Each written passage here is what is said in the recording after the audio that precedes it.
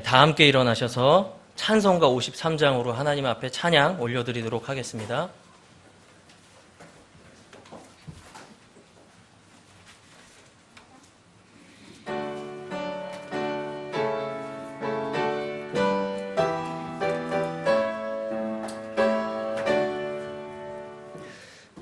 하늘에 가득 찬 영광의 하나님, 온 땅에 충만한 존귀하신 하나님, 생명과 빛으로 지혜와 권능으로 언제나 우리를 지키시는 하나님,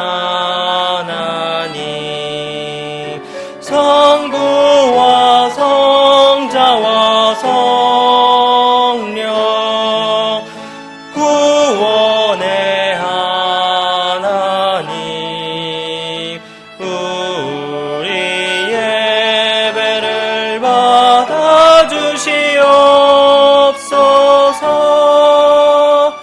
사랑이 넘치는 자비하신 하나님, 은혜가 풍성한 구원의 하나님, 참회의 심령의 평안을 주옵시고 죄악의 허물을 용서하여 주소서.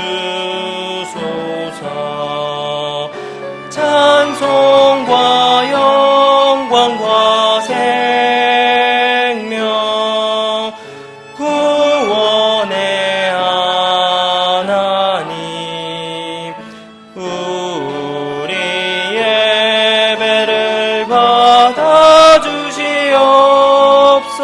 받아주시옵소서. 연약한 심령을 굳게 세워주시고 우둔한 마음을 지혜롭게 하시고 주의 뜻 받들어 참되게 살아가며 주 말씀 따라서 용감하게 하소서. 권능과 지혜와 사랑 구원의 하나님, 우리 예배를 받아주시옵소서. 주 앞에 나올 때 우리 맘이 기쁘고 그 말씀 힘되어 희망 솟아오른다. 고난도 슬픔도 이기게 하옵시고 영원에 잇대어 살아가게 하소서. 우리의 자랑과 기쁨 구원의 하나님, 우리 예배를 받아주시옵소서. 아멘. 다 함께 기도드리시겠습니다. 사랑과 자비가 풍성하신 하나님, 주님을 찬양합니다. 오늘도 한 몸 된 지체들과 함께 모여서 이렇게 주님께 경배드릴 수 있는 귀한 시간과 환경을 허락하여 주심에 감사드립니다. 주님께서 세상의 존귀한 자들과 부와 명예를 저울에 달아보시고 모두 다 헛것이라고 말씀하셨습니다. 그럼에도 불구하고 더 낮고 부족한 우리를 이렇게 불러주셔서 하나님의 보혈로 속량해 주시고 자녀 삼아 주신 은혜에 온 마음을 다해 주님께 찬양드립니다. 여전히 부족하지만 이제는 사랑받는 자녀로서 그리스도와 공동 상속자로서 주님 앞에 경배하오니 주님 이 시간을 기뻐 받아 주시옵소서. 살아계신 주님과 더욱더 깊은 교제를 나누는 시간 되길 원합니다. 이 회중 가운데 좌정하시고 성령님께서 내주 교통하여 주시옵소서. 모든 민족들이 분노하고 만왕의 왕이신 주와 그리스도를 대적하고 있습니다. 날로 더욱 악해져만 가는 이 세상에서 더 많은 영적 분별력을 가지는 주님의 교회가 되길 원합니다. 지혜와 계시의 정신을 더해 주옵시고 말세에 조롱하는 이 세상 가운데서 우리의 소망의 이유를 더욱더 분명히 알고 전하는 우리 모든 지체들 되게 하여 주시옵소서. 이 단에 설 때마다 빠짐없이 주님 앞에 간구드립니다. 우리의 모든 불신 가족들, 그들의 생각과 마음을 주장해 주시고 감은 눈을 열어주셔서 만물의 창조자이시며 구원자 되시는 우리 주 예수 그리스도를 알게 하여 주시옵소서. 우리의 천한 몸이 변하여 영광스러운 몸을 입을 때 이 가운데 단 한 명도 제외함 없이 주님 앞에 서길 원합니다. 그리고 더 나아가서 주님 앞에 칭찬받는 전 교회 될 수 있도록 주님께서 은혜 베풀어 주시옵소서. 우리가 이 육신의 장막을 입고 사는 짧은 시간 동안 오직 성령의 충만함으로 주님을 섬기길 원합니다. 이 생각들을, 동일한 마음들을 우리 안에 깊이 새겨 주시옵소서. 특별히 날로 어려워진 경제 상황 가운데서 물질의 어려움을 겪는 지체들이 있다면 시험 당할 때 피할 길을 주시고 환경의 문을 열어주시옵소서. 또 각처에 몸이 아픈 지체들이 있습니다. 그들을 기억하여 주셔서 육체의 가시 가운데서 더 큰 은혜 베풀어 주시고 우리가 알 수 없는 어떠한 경로를 통해서라도 주님께서 역사하시고 치료하여 주시옵소서. 오늘 단위에서는 설교자에게 복을 주시옵시고 입술의 모든 선포들이 회중에게 필요한 영적 양식이 되게 하여 주시고 또 그것들이 많은 열매 맺는 축복된 시간 되게 하여 주시옵소서. 감사드리며 예수님의 이름으로 기도드립니다. 아멘. 다 함께 앉으셔서 찬송가 78장으로 찬양 드리신 후에 헌물을 위해 기도 드리도록 하겠습니다.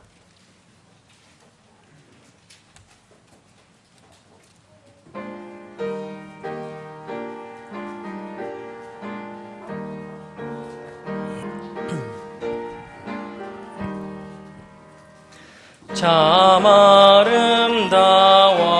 아름다워라 주님의 세계는 저 솔로몬의 옷보다 더 고운 백합과 주 찬송하는데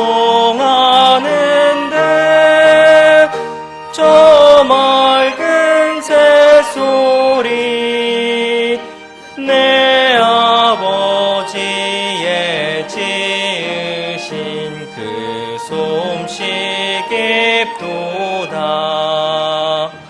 참 아름다워라 주님의 세계는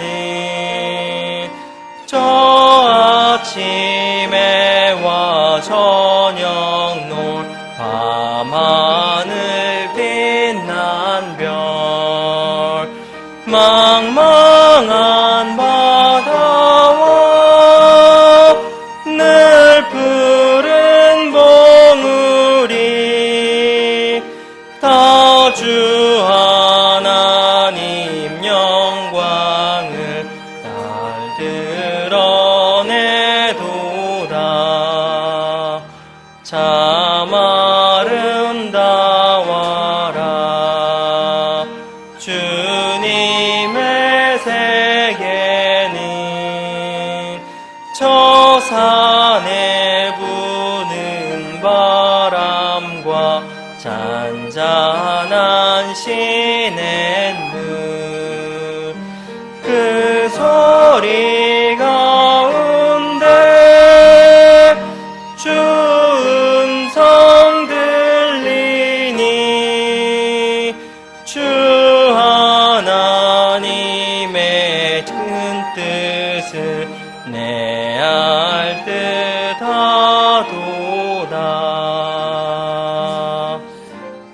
아멘.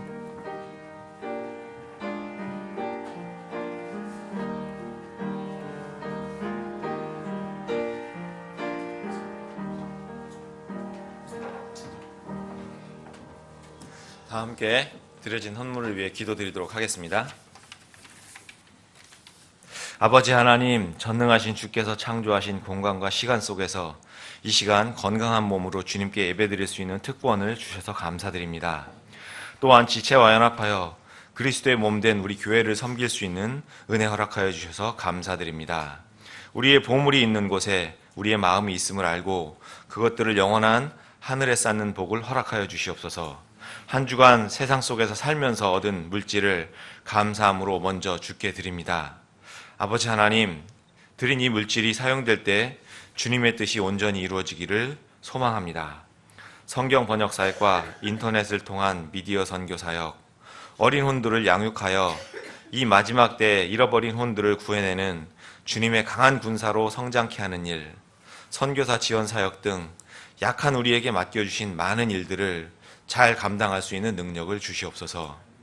우리 교회 지체 모두가 삶의 우선순위를 주님의 일과 기도에 두고 주님께 많은 쓰임을 받는 강한 군사가 되어 곧 주님 만나 이 땅에서 삶에 관하여 회개보고 드릴 때 수고하고 충성스러운 종으로 드러나 칭찬받고 기쁨으로 주님 뵐 수 있기를 소망합니다.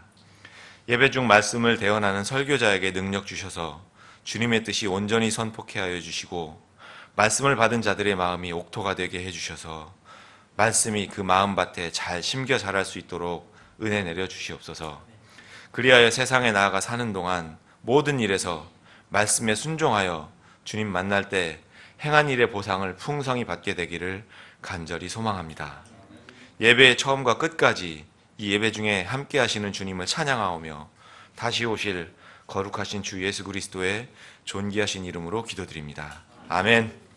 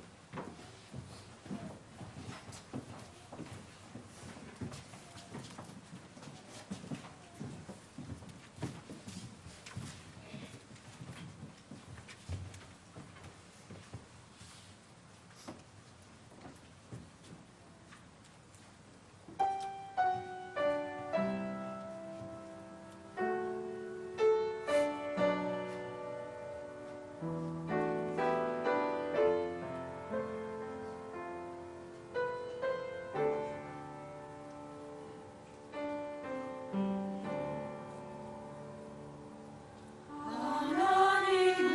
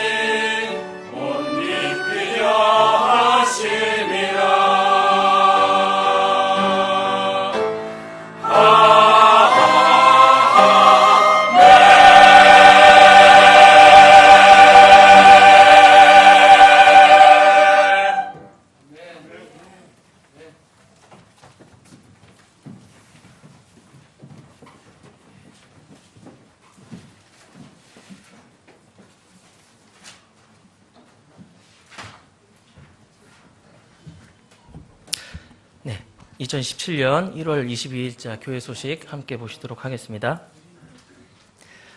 예, 오늘 오후에 2017년 상반기 성경 암송대회가 개최됩니다. 부담 갖지 마시고요. 오후에 모두 다 함께 참여해서 말씀 나누는 기쁜 시간 되었으면 좋겠습니다. 두 번째로 2017년 선교를 위한 헌신 약속 신청을 다음 주까지 마감하도록 하겠습니다. 현재까지는 9명의 선교사님들을 지원할 수 있는 금액이 집계된 상황입니다. 계속 참여 부탁드리겠습니다. 그리고 다음 주일 1월 29일은 설 명절 기간이 겹쳐 있어서 작년 어린이 아침 주일학교는 쉬도록 하겠습니다. 오전 오후는 정상적으로 예배는 드리고요. 명절 기간 시골 방문 지체들은 안전한 여행이 될 수 있도록 또 생명의 복음을 나누는 기회가 될 수 있도록 좋은 시간 되시기를 바라겠습니다. 그리고 4번 외부 설교자 초청 계획 2월 달에 2주간에 걸쳐서 진행되는 외부 설교자 초청 집회를 위해서 기도해 주시고요. 자세한 일정사항은 주보 참조해 주시면 되겠습니다. 2017년 성경 1월 넷째 주 성경 암송 구절 다 함께 합독하도록 하시겠습니다. 시작. 누가 너를 다른 사람과 구별되게 하느냐? 내가 가진 것 중에 받지 아니한 것이 무엇이냐? 이제 내가 그것을 받았을진데 어찌하여 그것을 받지 아니한 것 같이 자랑하느냐? 고린도전서 4장 7절 말씀. 아멘.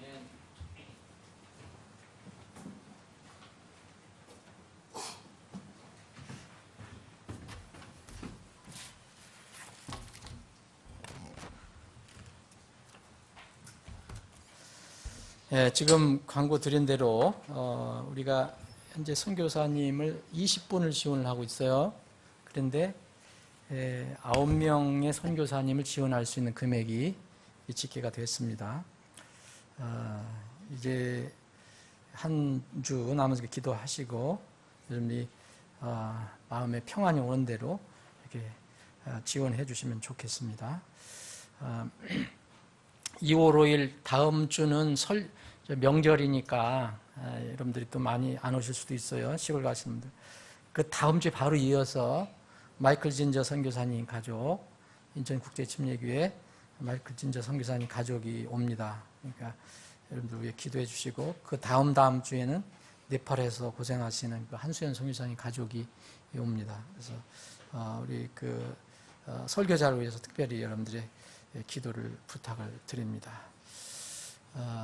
오늘 이렇게 날씨가 춥고 길이 미끄러운데 조심해서 여러분들이 오셨기를 제가 문자를 보냈는데 못 나오신 가족들이 있습니다. 오늘 처음 나오신 분들 제가 주님의 이름으로 환영하고요. 다 같이 일어나셔서 사랑 인사를 나누겠습니다. 400장 1절을 부르신 뒤에 서로 그리스도 안에서 서로 사랑을 나누시길 받겠습니다.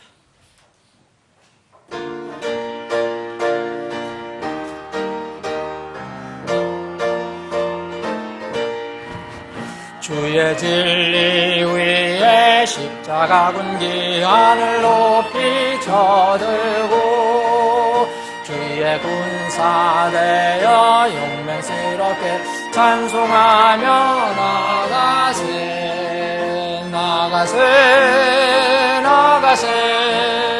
주 예수만을 위하여 목숨까지도 마치고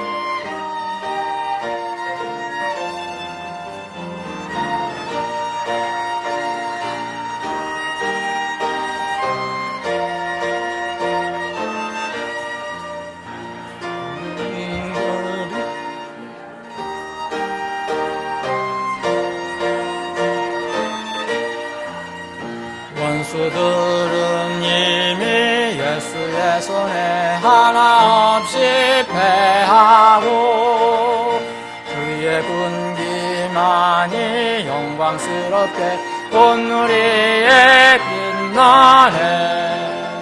나가세 주 예수만을 위하여 목숨까지도 바치고 싸움터로 나가세. 아멘.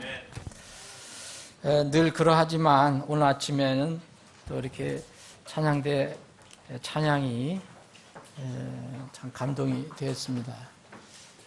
오늘따라 가사도 아주 명확하게 들려오고, 그래서 기도하는 마음으로 찬양대 찬양이 천상의 멜로디가 되게 해달라 기도했는데 그렇게 들려왔어요. 참, 제가 이 설교는 잘못하면 군더더기가 될 것 같아. 그 가사를 들어보니까. 예? 참, 우리 가만히 보니까 우리 찬양대는 예수님이 지휘자라 그런지 한 1000명 이상의 교회의 찬양대에 못 자는 것 같아요. 참 은혜가 참 크게 되었습니다. 날마다 은혜로 살지만 오늘은 누가복음 12장 22절부터 이 말씀은 마태복음 6장의 산상수훈에 있는 내용과 비슷한 내용인데 이게 누가가 기록한 거예요. 마태복음에 기록한 내용과 누가복음에 기록한 것이 동일한 시간에 한 번 말씀하신 것 같지는 않고요. 주님께서 또 다른 기회에 말씀하신 것으로 이렇게 보입니다. 내용은 비슷하지만 또 다른 뜻도 우리가 발견할 수가 있습니다.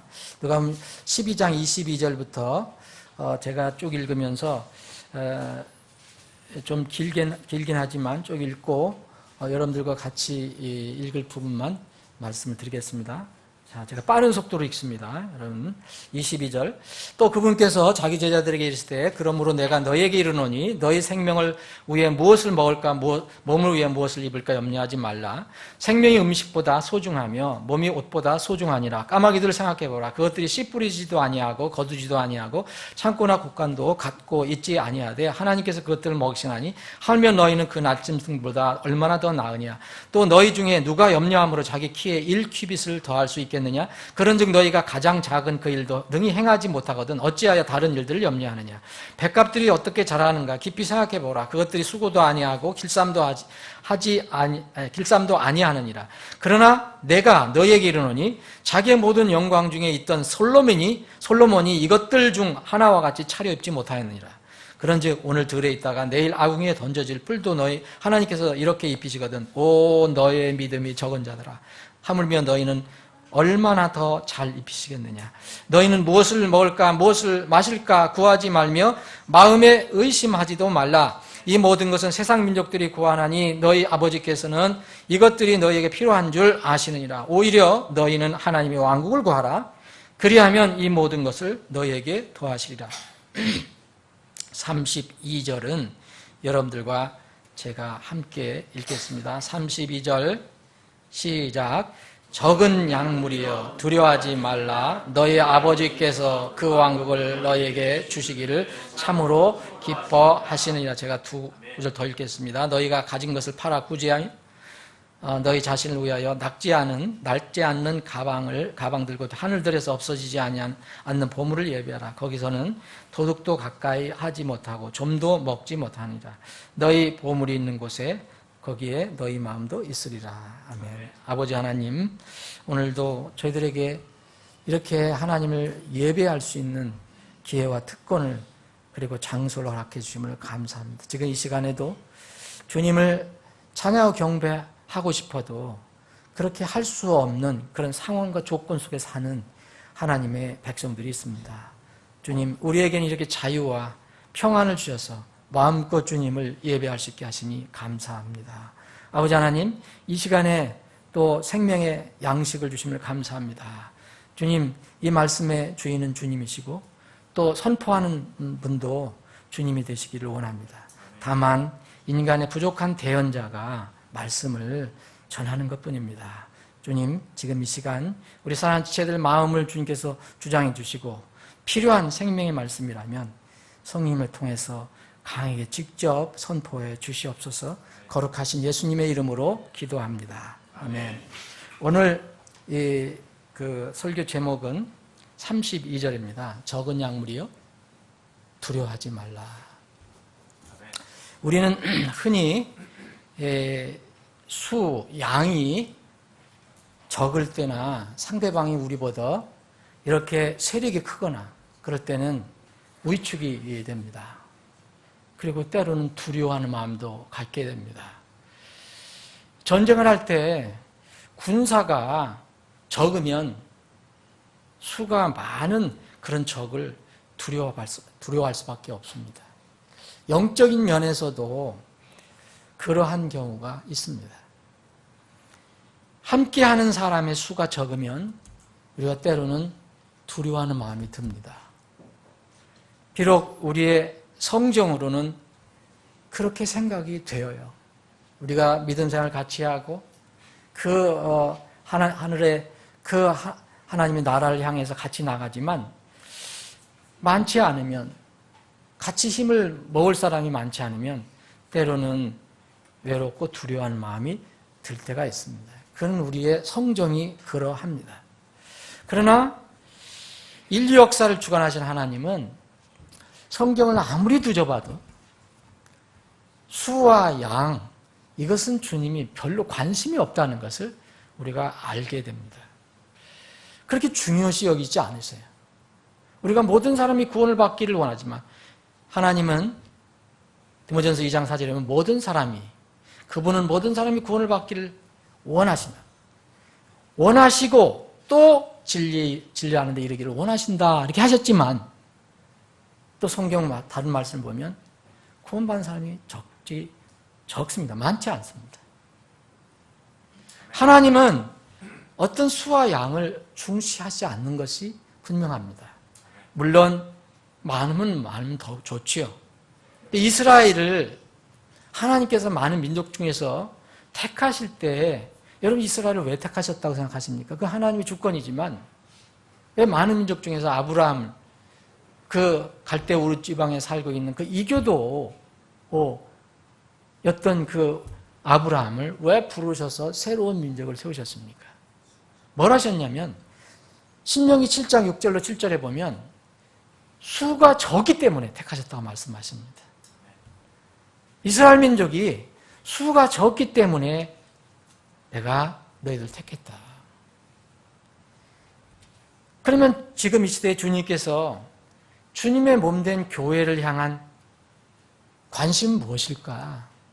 많은 사람들이 규모를 생각합니다. 저도 마찬가지입니다. 저도 인간이기 때문에, 그리고 성정을 가지고 있기 때문에 기왕이면 많은 사람들이 모이기를 원하죠.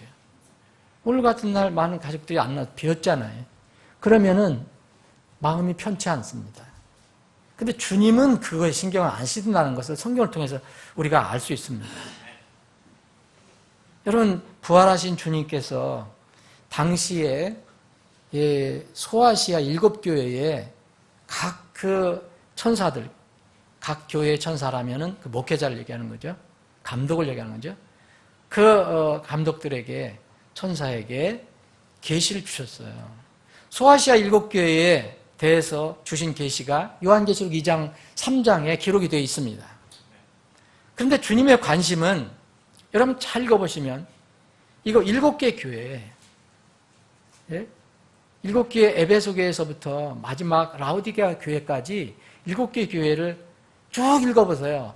읽어보면 주님께서 관심을 가지고 계신 것이 뭔가 결코 규모가 아니었다는 거예요. 수가 아니었습니다. 교회의 사이즈, 크기, 무슨 규모, 재정 상태 이런 거 아니었어요. 얼마나 많이 모이냐 이것도 아니었어요.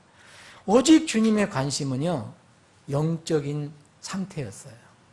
영적인 상태. 교회가 크고 작고 부하고 가난한 것은 사실 하나님의 진리에 포함되는 게 아닙니다. 진리는 교회 성도들의 그 믿는 영적인 상태와 관련이 되어 있어요. 2명 이상만 모이면 교회인데 그 2사람 이상이 어떻게 주님을 섬기고 어떻게 따르느냐에 거기에 달려 있어요. 오늘 본문 말씀은 우리에게 큰 위로를 주시는 말씀이에요. 우리가 이제 32장에 적은 약물이여 두려워하지 말라 그랬어요. 약물이여 두려워하지 말라 이렇게 말씀하시지 않고 적은 약물이여, 영어로 little이라는 말을 붙였어요. 플락이라는 말은 양무리를 이야기하는, 양떼를 이야기하는 거예요. 적은 양떼요 이거입니다. 두려워하지 말라. 누구한테 얘기합니까 지금? 많은 사람들한테 얘기하는 게 아니고 아주 적은 양무리에게 지금 이야기를 하세요. 너희 아버지께서, 여러분이 구원받은 사람들이 교회에 모인 사람, 구원 안 받고 교회에 오는 사람들은 아버지가 하나님의 아버지가 되지 않습니다. 아무리 몇 년을 다녀도 소용없어요. 구원을 받아야 돼요. 거듭나야 돼요. 거듭나서 교회에 오는 사람들은 아버지가 되잖아요. 그럼 결국 궁극적으로 살 곳은 이 땅이 아니라 하나님께서 세우시는 그 왕국이란 말이에요. 너희 아버지께서 그 왕국을 너희에게 주시기를 참으로 기뻐하신다 그랬어요. 예. 여러분, 이게 얼마나 큰 의로입니까, 여러분? 적은 약물에게 지금 이야기하고 있어요, 지금. 여기 적은 약물이라면은 우리가 이 말씀을 이제 생각해 보면 최소한 한 12명 정도 되는 거죠. 만약 제자들이 있다면. 12제자들이 있다면. 사실 이 말씀은 little flock이라는 말, 적은 약물이라는 것은 당시 12제자와 또 더한다면 초기 적은 신자들을 가리키는 말로 쓰여요. 그런데 이 시대에 여전히요, 이건 문자적으로도 사실이에요. 지금 이 시대에도 사실입니다. 지금 이교도들이 엄청나게 많죠. 하나님을 대적하고 하나님 믿지 않는 사람들, 또 불신자들 많아요. 다른 종교를 가진 사람들 많아요. 또 교회는 다닌다고 하지만 거듭나지 않은 사람들을 부지기습니다. 기독교 종교인들이 많아요. 이러한 무리와 비교해 볼 때는 진실하게 거듭난 신자는 여전히 소수입니다. 그래서 주님께서 적은 약물이더라고 그랬어요. 현대 기독교에는 종교인들이 많지만 거듭난 신자는 매우 적습니다. 우리가 수는 몰라요. 당시 예수님은 위대한 목자였죠. 예수님이 목자예요. 우리도 지금 이제 영어로 하면 셰퍼드라고 하는데 예수님이 셰퍼드였어요. 목자. 그래서 지금의 이제 교회 목회자들도 이 셰퍼드라고 그래요. 목회자라기도 하고 목양자라기도 하고 뭐 목사라기도 하고 이제 한국에서 붙인 말이 목사. 예? 예수님처럼 위대한 목자 있습니까, 여러분? 그러죠. 그분이 유일한 목자고 가장 위대한 목자고 대목자예요. 예수님은 정말 위대한 목자였는데 그분의 약물이는 어땠을까요? 지금은 어느 사람이 뭐 인기가 있으면 수천 명, 수만 명씩 따라다녀요. 어떤 교회는 수만 명이 돼요, 수천 명이 돼요. 또 그 사람이 그 교회에서 무슨 문제를 일으키면 그냥 그만두더라도 수백 명씩 따라가요. 그게 이 시대잖아요. 그런데 예수님은요, 가장 위대한 목자였는데 그분이 데리고 다니는 약물에는 매우 적었어요. 우리 이것을 어떻게 이해해야 될까? 그분을 지지하고 빵 만들어주고 기적 베풀어주고 놀라운 일 이렇게 보여주고 병 고쳐주고 그럴 때는 사람들이 구름대처럼 모였어요. 그렇게 수많은 사람들이 예수님이 진지하게 대화를 나눌 때는 다 뒤로 빠져버렸어요. 여러분 오늘 우리가 12장을 읽었는데 12장 1절 보세요. 12장 1절 누가 보면 12장 1절 그동안에 무수한 사람들의 무리가 여러분 영어로는 뭐라고 되어 있냐면요. innumerable이에요. innumerable multitude라면 세를 실 수 없는 수많은 무리라는 뜻이에요. 우리는 무수한 사람들의 무리라고 이렇게 번역이 되어 있는데 그동안에 무수한 사람들, 세를 셀 수 없는 사람들의 무리가 함께 모여 서로 밟힐 만큼 되었어요. 얼마나 많이 모였으면 이렇게 돼요, 여러분. 명동에 가도 그렇지 않아요. 저기 신도림역 출구에도 이 정도는 아니에요. 그런데 이런 수많은 사람들이 있는데 주님께서는 적은 약물이요 그래요. 큰 약물이라고 하시지 않으셨어요. 여러분 예수님의 첫 제자들을 12제자라고 그러죠. 12제자. 그런데 그 12제자 중에서도 주님만 알고 계셨어요. 한 사람은 뭐라 그랬어요? 마귀라고 그랬어요. 마귀. 그것도 하나 빼야 돼요. 11명이에요. 조금 지나서 이제 70명의 제자를 파송을 해요. 그리고 예루살렘 교회에 이제 예수님이 십자가에 죽으시고 묻히셨다가 부활하신 뒤에 이제 성령님이 오는 그 시점에 그 예루살렘에 모였던 예수님의 그 말씀을 따라서 구원받고 모인 사람들이 약 120명이에요. 수많은 사람들이었는데, 예수님 앞에 모였던 사람들이 수많은 사람들이었는데 약 120명만 모였어요. 물론 이제 성령 강림하셨을 때 큰 능력이 일어나서 부흥이 일시 일어났지만, 여러분 여전히 성경은요, 예수님 따르는 사람들이 아주 소수로 자꾸 얘기를 해요. 한번 깊이 생각해 봐야 돼요. 예수님 십자가 곁에 있었던 사람들 몇 명이었습니까? 겨우 4명이었어요. 4명. 제자들도 다 안 모였어요. 여러분 요한복음 19장을 보세요. 요한복음 19장 27절에 보면, 25절부터 27절에 보면 세 마리아하고 제자는 딱 하나, 요한이에요. 4명이 십자가 밑에서 예수님을 지키고 있었어요. 다 그 수많은 사람 어디 갔을까요? 여러분 출애굽한 세대 중에서 가나안 땅에 들어간 사람은 몇 명입니까? 우리가 지난번에 살펴봤지만 1세대는 몇 명이 들어갔어요? 1세대. 출애굽한 사람 중에서 딱 2사람밖에 못 들어갔습니다. 여호수아, 갈렙. 거기 가나안 땅에 들어간 사람은요, 누구냐면 그 수많은 사람들은 2세대예요, 2세대. 40년 동안 그 광야에서 난 사람들이에요. 분명히 주님께서 말씀하시잖아요. 여호수아, 갈렙에는 심지어는 모세도 죽어요. 여호수아, 갈렙에는 아무도 못 들어갑니다. 단 2명 들어갔습니다. 노아 홍수 경고를 주님께서 내리셨어요. 무드셀라라는 것은 이제 앞으로 하나님께서 심판하신다는 것을 얘기하신 거예요. 비와 관련돼서 심판하시겠다. 이 노아는 방주를 최소한 100년 동안 준비했어요. 노아가 세 아들을 낳을 때, 함, 셈, 야벳을 낳을 때 500세라고 했어요. 500세. 근데 비가 쏟아지기 시작할 때는 여러분 600세라고 했어요. 600년이 됐다 그랬어요. 600년.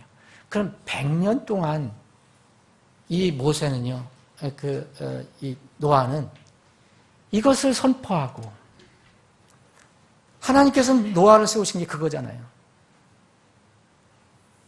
100년 동안 기다렸어요. 여러분 100년 동안 기다렸는데 그 노아의 방주에 들어간 사람이 몇 사람입니까?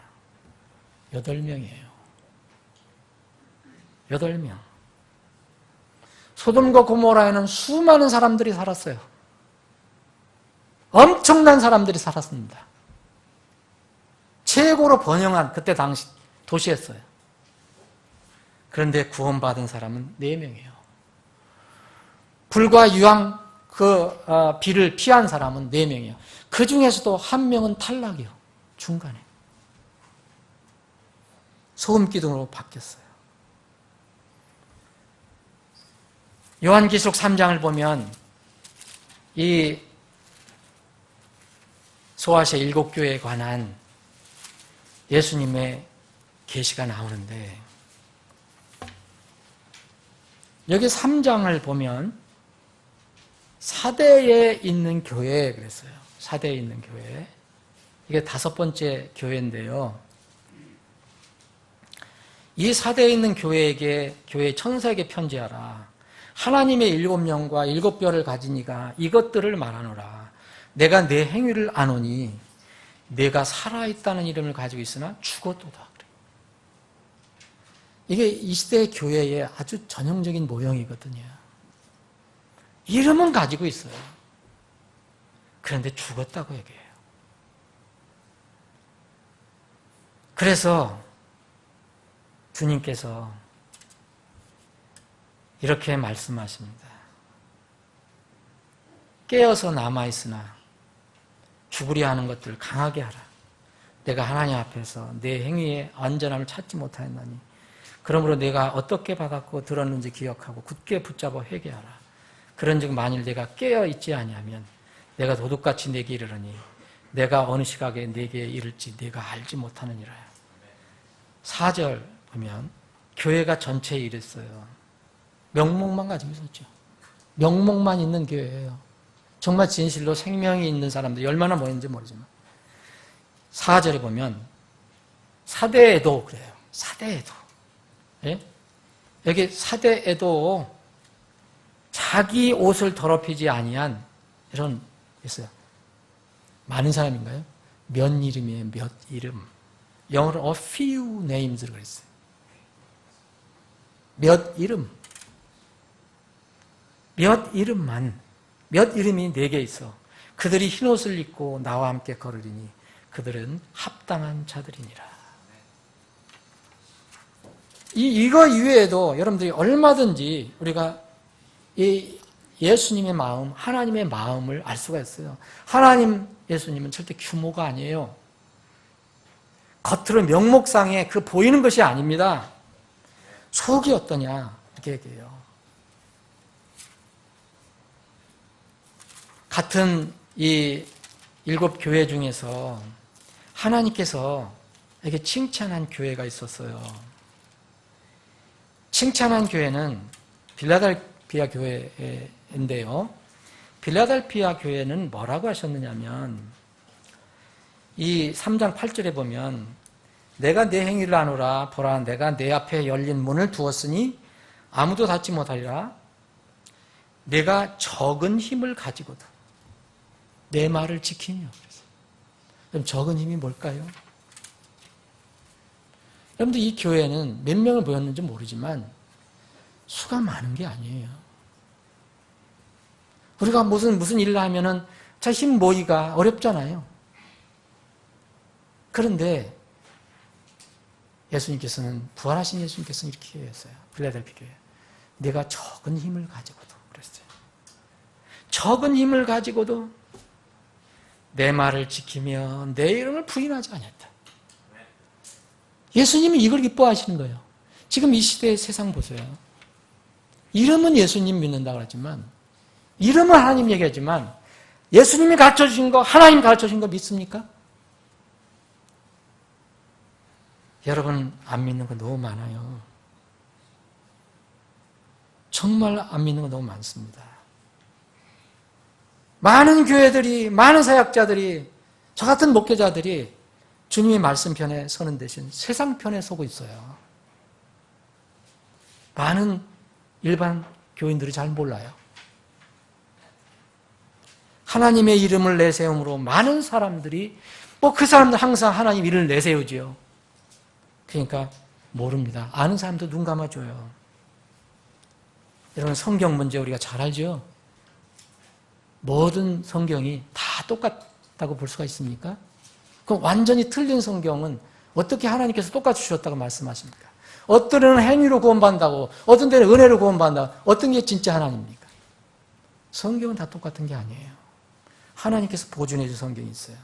근데 많은 교회들이, 많은 목회자들이 모든 성경은 다 똑같다고 그래요. 하나님 말씀을 믿을 것인가? 사람 말을 믿을 것인가? 내 말은 하늘과 땅은 없어질지라도 내 말은 없어지지 아니하리라. 1.1핵도 없어지지 아니하고 다 성취되리라. 이거 누구예요? 주님의 입에서 나온 말씀이에요. 세상은 1.1핵 상관없어. 그냥 의미만 같으면 돼. 여러분 교회 내에서 어린아이 살인 문제가 많아요. 이게 무슨 문제냐? 무슨 문제가 또 어린아이 살인 문제가 있냐? 여러분 걔가 뭐 살인한 거예요. 나라도 그렇고 그 교회들도 다 이거 인정해요. 웬만한데. 우리나라 통계는 모르지만 미국에는 연 1,600만 명이 죽어요. 낙태로. 하나님 절대 기뻐하지 않는 거예요. 그런데 사람들은 지금 인권 문제로 인해서 다 교회까지도 그거 지지해요? 이거 하나님을 따르는 겁니까? 세상을 따르는 겁니까? 여러분, 동성애 문제, 많은 사람들이 점점 동성애 쪽을 지지를 하기 시작해요. 교회들도 지지해요. 진보, 좌파 성향을 가지고 있는 사람들은 거의 다 지지해요. 구원의 복음 문제, 아까 말씀드렸죠. 행위로 구원받아. 맨날 열심히 해라. 그래야 구원받는다. 그게 무슨 복음입니까? 그래서 죽도록 열심히 해도 불가능합니다. 예수 그리스도 피를 믿는 은혜의 복음을 믿어야죠. 교회 내에 여러분 무질서한 은사, 방언 이런 거 다 교회들이 인정하잖아요. 지금 웬만하면. 근데 성경은 분명히 아니라고 얘기하잖아요. 교회에서는 여자들이 절대로 방언하지 말라. 그렇게 하려면 통역을 세워라. 통역 안 세우려면 절대 교회에서 하지 마라. 왜 안 믿어요? 세상 교회는 안 믿어요? 교회 내 직분 문제, 여러분 창조 질서 문제, 직분 분명히 여러분 목사는 한 아내의 남편이에요. 집사도 한 아내의 남편이라고 하나님 못을 박았어요. 근데 어떻게 여자가 목사가 될 수 있습니까? 여자를 비하하는 게 아니에요. 하나님 말씀이 그런 거예요. 여자는 여러분 하나님이 무시하는 게 아니라 창조 질서에 따라서 결코 형제를 지도하면 안 돼요.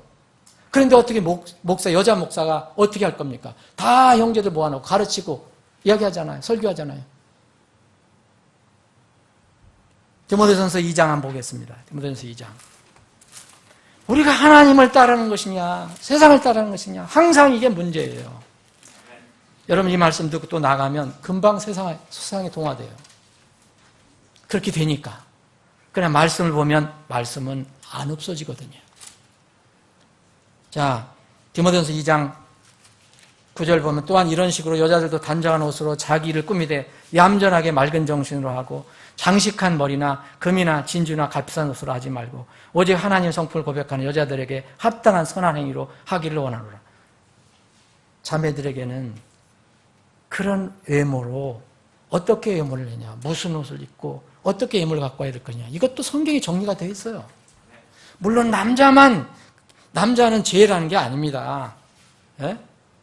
이유가 이거예요. 여러분, 자 11절 여자는 전적으로 복종하며 조용히 배울지니라. 지금 이 시대에 인권주의자들 얘기하면 이런 거 다 무시해버려요. 이게 아주 쾌쾌묵은 성경이라고 얘기해요. 여러분, 하나님이 쾌쾌묵은 분입니까? 오직 나는 여자가 가르치거나 남자에게 권위를 행사하는 것을 허락하지 아니하노니 다만 조용할지니라. 여러분, 어떻게 그게 가능합니까? 여자가 목사고 장로고 집사고 다 되면 어떻게 이게 가능해요? 어떻게 말씀을 지킬 수가 있어요? 불가능하잖아요. 창조 질서 때문에 그런 겁니다. 여자가 열등해서 그런 게 아니고, 이는 아담이 먼저 지어지고 그 뒤에 이브가 지어졌으며 또한 아담이 속지 아니하고 여자가 속아 범죄 가운데 있었기 때문이라. 이런 건 우리는 안 지켜요. 여러분, 복음을 전하는 건 좋아요. 복음을 전하는 건 누구한테 전해도 좋아요. 그런데 그리고 엄마가 자녀를 양육하는 거, 그리고 나이든 그 연로한 자매가 어린 자매들 가르치는 건 좋은 거예요. 그렇지만 결코 자매가 형제를 가르치면 안 돼요. 그 하나님의 말씀이에요. 그런데 어떻게 여자 목사가 어떻게 할 수 있습니까? 지금 많은 교회들이 여자 목사를 세우기 시작해요. 뭐 이미 세웠고요. 우리는 세상 이런 거 성경 말씀만 보면 그게 뭐 좋은 거 아니냐, 세상이 그런데, 시대가 그런데. 여러분, 하나님을 정면으로 대항하는 겁니다. 누구 말씀을 딸 건가 항상 우리는 주님 만날 때까지 문제예요. 많은 교회들이, 많은 사역자들이 주님의 말씀 편에 서는 대신 세상 편에 서고 있어요. 이게 안타까워요. 사랑하는 여러분, 주님은 우리 보고 적은 약물이더라, 두려워하지 말라 그랬어요. 이건 무슨 말씀이냐면, 우리가 세상을 바라보면 규모 보고 사람 이 수 보니까 그거에 우연을 받고, 근데 진리를 따는 사람들이 적은 걸 보면 그때 두려워진단 말이에요. 그러니까 너희들은 두려워할 필요가 없다 얘기하는 거예요. 왜냐하면 너희 아버지가 그 왕국을 너희에게 주시기를 참으로 기뻐하신다 그랬어요. 하나님 왕국에 못 들어가면 무슨 소용이 있어요, 여러분? 여러분, 이 땅에서 큰 교회 가서 한번 그 멤버 되는 게 더 좋은 거예요? 하늘에 들어가는 게 더 좋은 거예요? 우리는 날마다 그러면서도 또 이런 어떤 그 상황 논리에 부딪혀서 거기에 또 매이게 돼요. 우리가 진정으로 두려워할 것들이 있어요. 여러분, 주님은 도둑이 아니라 양들의 목자로 오셨다고 분명히 말씀하셨어요. 이사야서 40장 11절에 이런 말씀이 있어요. 그분께서는 목자같이 양떼를 먹이시고 어린 양을 자기 팔로 모아 품에 안아 옮기시며 어린 것들과 함께 하는 어미들을 부드럽게 인도하시리로다. 얼마나 아름다운 우리를 향한 주님의 모습이에요. 도둑이 오는 것을 다만 도둑질하고 죽이고 멸망시키려 함이거니와 내가 온 것은 양들의 생명을 얻게 하고 그 생명을 더 풍성히 얻게 하려 함이라. 요한복음 10장 10절 말씀이에요. 예수님이 오신 거예요. 우리를 양을 삼아서. 여러분들 분명히 하나님이 양들입니까? 두려워할 필요가 없다는 거예요. 근데 세상을 바라보면 상황 논리 때문에 두려워지는 거예요. 저도 목사니까 무슨 일을 하나 하려면 왜 이렇게 사람이 부족할까? 두려워져요. 근데 말씀을 보면 또 힘이 나는 거죠. 이건 적은 게 자랑은 아니지만 부끄러운 건 아니에요. 요한복음 로마서 8장 32절 또한 자신의 아들을 아끼지 아니하시고 우리 모두를 위해 그분을 내주신 분께서 어찌 그 아들과 함께 모든 것을 값없이 주지 아니하겠느냐. 하나님의 마음. 그분은 문제가 없어요. 우리 아버지는 문제가 없어요. 항상 우리에게 문제가 있는 거예요. 믿음으로 바라보지 않기 때문에. 자꾸 세상의 논리에 빠져버리기 때문에 문제는 우리에게 있습니다. 가장 기본적인 문제는 뭡니까? 우리의 기본적인 문제는 뭐예요? 먼저 나는 그분의 양떼에 들어있는가를 살펴야 되는 거예요. 여기 분명히 말씀하셨잖아요. 주님 아시잖아요. 내 양이 누군지 아세요. 그러니까 작은 양들아, 작은 양들아. 여러분, 주님이 우리의 영적인 정체를 알아요, 몰라요? 분명히 아세요. 오늘 성경 암송한 부분에 나왔잖아요. 여러분, 오늘 요한복음 주로 많이 이제 외우신 일단 이제 대화를 하시는데, 내 양들은 뭐라 했어요? 내 음성을 들으며. 또 어르신 잘 외우실 거예요. 예? 내 양들은 내 음성을 들으며 그들은 나를 따를. 그 양이 있어요. 하나님의 양이 있는데 하나님 말씀하시면 하나님에게서 난 양들은요. 하나님에서 난 양들은 하나님의 말씀을 들어요. 그런데 예수님께서 지금 말씀하시는데 그 앞에 있는 양들이 아닌 사람이 있어요. 이 사람들 뭐냐면 자꾸 예수님 말씀하면 거역하고 시비 걸고 필요한 것만 받고 필요 없는 거 버리는 거예요. 그게 뭐라 했어요? 하나님에게서 난 사람들은 하나님의 말씀을 듣거니와 그러므로 너희가 듣지 않으면 그것들을 듣지 않으면 너희가 하나님에서 나지 아니하였기 때문이라. 여러분, 이것부터 더 명확한 게 어디 있습니까? 여러분들이 양인가 아닌가를 살펴보세요. 어떤 때는 이런 말씀이 세상에 얘기를 들을 때 두려운 마음이 들지만 하나님 말씀 읽을 때 이건 하나님 말씀이야. 내가 어길 수 없어. 이거 내가 부인할 수 없어. 그럼 듣는 거예요. 예? 근데 이게 뭐 이런 말씀이 있어. 이거 지금 세상의 논리는 안 맞는데? 그건 하나님 안 듣는 거예요. 여러분. 여러분, 육신은 수나 양이 적고 크기와 규모가 작으면 두려워하게 돼 있어요. 그런데 진리의 말씀을 소유한 하늘 시민권자들은 그런 것들 두려워할 이유가 없어요. 낙심할 이유도 없어요. 세상의 여론이 다수로 결정이 되거든요. 그 다수의 의견, 큰 양이, 그 규모가 이기는 것이 아니에요. 뭐가 일어났어요? 지금 이게 승패가 결정난 게 이미 결정났지만 사람 눈에서는 안 보여. 크고 많은 것으로 결정을 하지만 그렇지 않습니다. 세상에는 그렇게 결정을 하잖아요. 하나님 말씀, 그 진리로 결판이 나요. 여러분, 어떤 과학자, 자연과학자가 쓴 글을 읽었어요. 일부러 찾아서 읽는 게 아니고 저는 우연히 이렇게 눈에 들어오면 그것이 성경과 관련되면 참 좋은 재료가 되기 때문에 코끼리와 벌에 관한 이야기예요. 여러분, 이 지상에서 현존하는 동물 중에서 가장 큰 동물이 뭔지 아시죠? 바다에 있는 그 고래 말고 지상에 있는 가장 큰 현존한 동물은 코끼리인 줄 아시죠? 코끼리는 무게가 7,000kg, 그러니까 7톤. 지금 이게 2.5톤 우리가 조그만 거 저기 하죠. 그럼 7톤짜리 저기를 생각을 해보세요, 여러분. 차. 7톤, 8톤 이런 무게의 거대한 코끼리가 뭘 무서워하겠어요, 여러분? 이 지상에서. 사자 아무것도 아니에요, 여러분. 그거 보시면 알지만 사자 슬슬 피해요. 코끼리한테. 호랑이 못 대들어요. 승냥이 못 대들어요. 그런데 이 코끼리가 무서워하는 게 있어요. 뭔지 아시죠? 아세요? 코끼리는 벌을 무서워해요. 여러분, 가장 큰 코끼리가 무서워한 것은 1g도 안 되는, 이 7톤이나 되는 코끼리가 무서워하는 건 1g도 안 되는 벌이에요. 그 글을 보니까 참 재밌더라고요. 코끼리는 사자도 안 무서워하고 호랑이도 안 무서워하고 유유자적하게 오히려 막 대들면 다 도망가잖아요.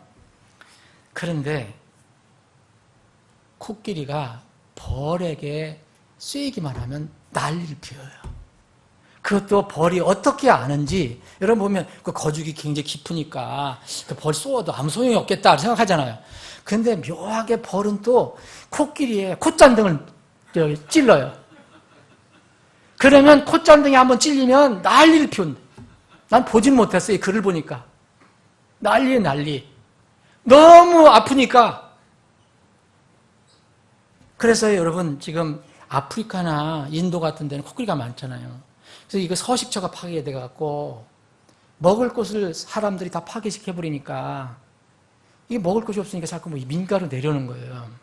민가로 내려오고 또 곡식도 많이 이게 먹는 거예요. 그러니까 사람 입장에서는 손해니까 이걸 코끼리를 퇴치하려고 하는데 그래서 돈을 많이 들여서 그 철조망을 만들고 전기 철조망을 만들어도 얼마나 코끼리가 영리한지 뭐 이렇게 쌓아놓고 그 위로 넘어가서 또 한다는 거예요. 그걸 힘이 좋으니까 부서뜨리고. 그런데 이 과학자가 이걸 발견한 거예요. 코끼리를 물리칠 수 있는 것은 벌이에요. 그래서 벌통을 준비해놔요. 벌통. 코끼리가 오고 가는 데가 거기에 벌통을 준비하는 게 이제 민가로 내려오고 나면 그 벌통을 준비하면 윙윙 소리만 들으려도 못 오는 거예요. 사랑하는 여러분, 이게 우리에게 인간의 큰 어떤 진리를 우리에게 주시는데, 여러분, 엄청난 큰 몸을 가지고 있지만, 손톱 밑에 가시 걸리면 어때? 다 아프고 이게 신경이 있어서 못 견디는 거예요. 이걸 빼야 돼요. 엄청난 괴력을 가진 정말 보디빌더라고 해서 엄청난 사람이 있었는데, 눈에 보이지 않는 세균 때문에 감염돼서 죽었어요. 거대한 골리앗 뭐로 죽었죠? 다윗이 어린 다윗이 던진 조그만 돌에 맞아서 죽었어요. 여러분, 비록 작은 것처럼 보이지만 여러분, 말씀을 붙들고 있으면 미약한 거 아니에요. 약한 거 아닙니다. 이거 지는 거 아니에요. 지금은 지는 것처럼 보여요. 그러나 우리는 정복자보다 더 위대하다 그랬어요. 정복자. 세상을 정복자. 로마서 8장 37절에 보면 우리는 정복자보다 더 낫다 그랬어요. 문제는 이겁니다. 여러분, 어느 쪽에 설 것이냐예요. 어느 곳을 택하실 것인가? 이게 항상 문제예요. 거듭나지 않은 사람들의 본성은 당연히 세상을 택해요. 이건 우리가 얘기할 필요 없어요. 거듭나지 않은 사람들. 그런데 롯처럼 거듭났어도 세상의 연락에 묻혀 살면요, 여전히 육신이 세상 쪽에 기울어져요. 육신이 거기서 서성거려요. 뭘 얻겠다고? 성령 쪽에 설 것인가, 자신의 육신 쪽에 설 것인가, 이게 항상 우리의 삶이에요. 이 둘 사이에서 어느 쪽도 만약 기울어지지 않으면 여러분들은 중립국에서 사는 거예요. 이것도 안 하고 저것도 안 하는 거예요. 아무것도. 그러니까 이 뭐랄까, 무능한 존재가 되는 거죠.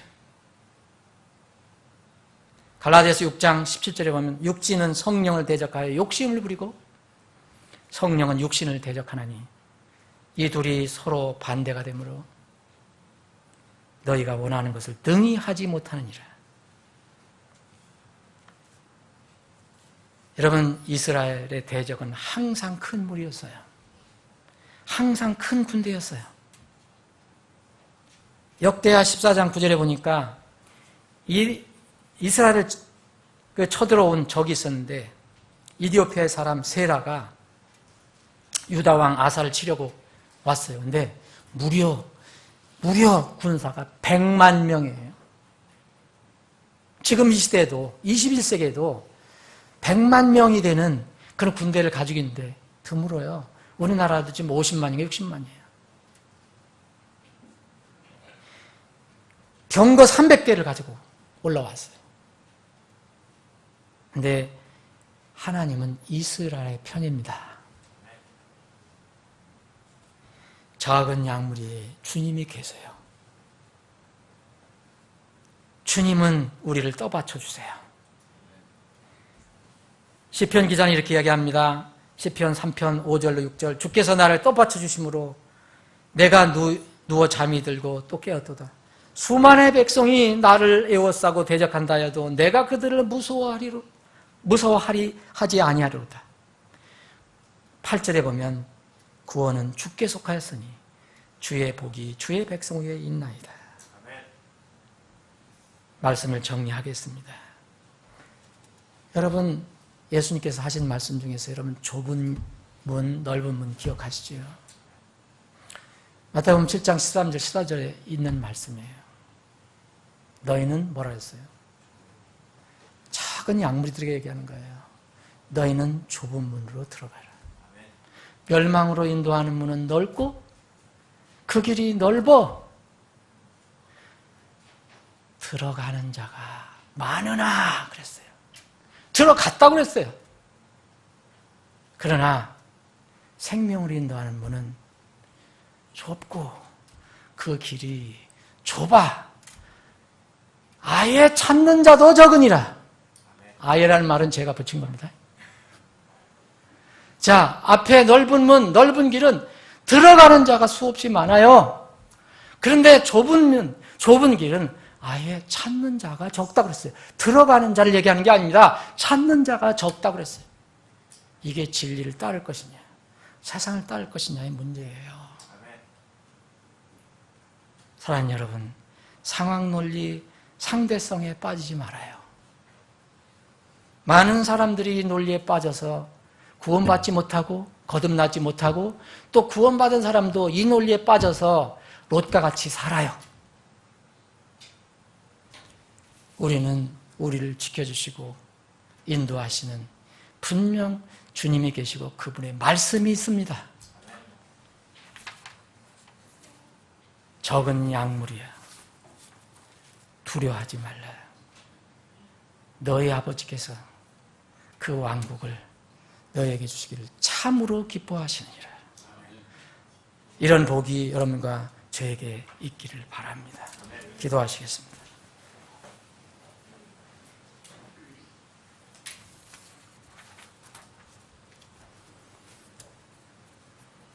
오늘 우리가 하나님 말씀을 나눴습니다. 연약한 인간이 전한 거지만 이 말씀이 하나님 입에서 나온 하나님 말씀이라고 여러분들 믿으신다면 이 말씀을 따르기를 원합니다. 적은 약물이여 두려워하지 말라. 너희 아버지께서 그 왕국을 너희에게 주시기를 참으로 기뻐하시느니라. 우리는 왕국이 중요하지 이 세상에서 사는 것이 중요한 것이 아닙니다. 그러나 많은 사람들이 지금 세상의 논리에 빠져가고 있습니다. 그래서 교회는 세속화되고 많은 교회들이 진리를 버리고 세상의 논리를 따라가고 심지어는 사역자들까지도 그렇게 되고 있습니다. 여러분들의 운명, 여러분의 영혼의 운명은 사람들이 책임져 주지 않습니다. 하나님의 말씀이 책임져 주는 겁니다. 하나님 말씀을 따라 주님을 섬기시길 바랍니다. 아버지 하나님, 오늘 이 시간에도 곳곳에 적은 약무리들이 모인 교회들이 있을 것입니다. 오직 세상을 두려워하지 않고 오직 하나님 말씀만 두려워해서 말씀 때문에 모인 그런 약무리들의 모임을 주님께서 주장하시고 인도해 주시고 필요한 복을 내려주시길 원합니다. 우리 교회도 주님께서 보시기에 적은 약무리의 교회라면 이 오늘 주님께서 주신 말씀으로 큰 위로를 받게 하시니 감사합니다. 주님, 이 위로의 말씀을 붙들고 이 세상을 살아가기를 원합니다. 세상이 어떻게 변하든 제 믿음은 주님께 고정됐습니다. 말씀에 고정됐습니다. 이런 고백을 하면서 날마다 승리하는 우리 모두가 되게 해 주시옵소서. 거룩하신 예수님의 이름으로 감사하며 기도합니다. 아멘.